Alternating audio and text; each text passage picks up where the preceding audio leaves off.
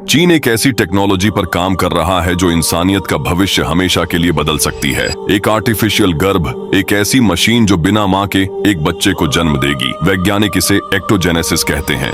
2026 तक इसे हकीकत बनाने का लक्ष्य है। लेकिन क्या हो अगर मैं आपसे कहूँ कि यह कल्पनातीत टेक्नोलॉजी आज से 5000 साल पहले हमारे ही एक महाग्रंथ में लिखी जा चुकी थी। कहानी महाभारत की। यह कहानी शुरू होती है हस्तिनापुर की महारानी गांधारी से।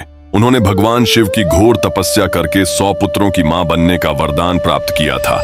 लेकिन समय बीतता गया, कुंती को पुत्र हो गए, पर गांधारी का गर्भ धारण नहीं हुआ। आखिरकार वो गर्भवती हुई, पर यह कोई सामान्य गर्भावस्था नहीं थी। 9 महीने नहीं, 1 साल नहीं, पूरे 2 साल बीत गए, लेकिन संतान का जन्म नहीं हुआ। जब गांधारी को पता चला कि कुंती ने युधिष्ठिर को जन्म दे दिया है, तो वह ईर्ष्या और निराशा से भर गईं। क्रोध में आकर उन्होंने अपने पेट पर जोर जोर से प्रहार करना शुरू कर दिया। इस प्रहार से उनका गर्भपात हो गया, लेकिन जन्म लिया एक बेजान कठोर मांस के लोथड़े ने, जिसे देखकर सब डर गए। गांधारी विलाप करने लगी। उन्हें लगा कि शिव का वरदान झूठा हो गया। ठीक उसी समय वहां पहुंचे महर्षि वेदव्यास। वो इस घटना के पीछे का रहस्य जानते थे। महर्षि व्यास ने गांधारी को शांत किया और कहा, मेरा वचन व्यर्थ नहीं जा सकता। उन्होंने उस मांस पिंड पर अभिमंत्रित जल छिड़का। तब वह पिंड अंगूठे के आकार के 101 टुकड़ों में बंट गया। यह अपने आप में एक चमत्कार था। इसके बाद व्यास जी ने 101 घड़े मंगवाए।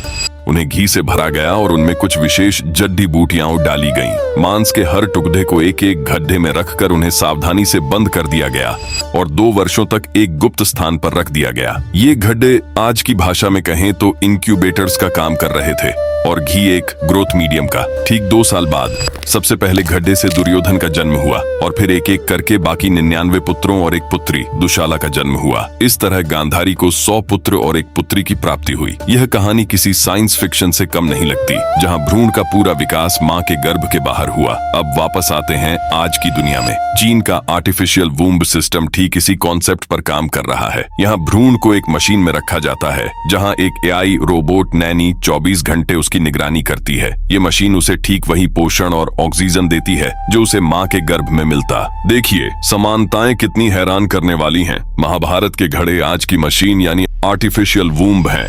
उस समय का घी और जड्डी बूटियां आज का न्यूट्रिएंट फ्लूइड है और तब के मार्गदर्शक महर्षि व्यास आज की आर्टिफिशियल इंटेलिजेंस है। फर्क बस इतना है कि एक को हम चमत्कार कहते हैं और दूसरे को विज्ञान। यह टेक्नोलॉजी बांझपन की समस्या को खत्म कर सकती है, लेकिन इसके साथ कई नैतिक सवाल भी जुड़े हैं। क्या इंसान भगवान बनने की कोशिश कर रहा है? क्या इससे माँ और बच्चे के बीच का भावनात्मक रिश्ता खत्म हो जाएगा? और क्या होगा अगर इस टेक्नोलॉजी का इस्तेमाल इंसानों की डिजाइनर ब्रीडिंग के लिए किया जाने लगा? आसान भाषा में कहें तो ये अपने होने वाले बच्चे को जन्म से पहले डिजाइन करने की ताकत है। सोचिए, आप अपने बच्चे के गुण ऑनलाइन शॉपिंग की तरह चुन रहे हैं। आंखों का रंग नीला, दिमाग आइंस्टाइन जैसा, कद 6 फुट से ज्यादा। जो चाहें वो चुनें। और ये कोई कल्पना नहीं है। क्रिस्पर जैसी जीन एडिटिंग टेक्नोलॉजी से वैज्ञानिक भ्रूण के DNA को एक कंप्यूटर कोड की तरह बदल सकते हैं।